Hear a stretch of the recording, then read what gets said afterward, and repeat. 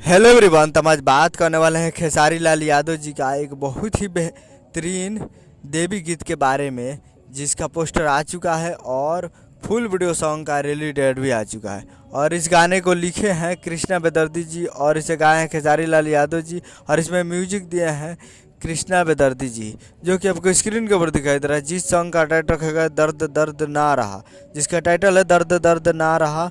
और वीडियो में आपको दिखेंगे खेसारी लाल यादव जी और उनके टीम वाले जी। आपको पीछे पवन पांडे जी भी दिख रहे हैं और आगे खेसारी लाल यादव जी है और हारमोनियम लेके बजा रहे हैं, जो कि काफ़ी बेहतरीन ये सॉन्ग होने वाला है और काफ़ी ज़बरदस्त होने वाला है 2023 में।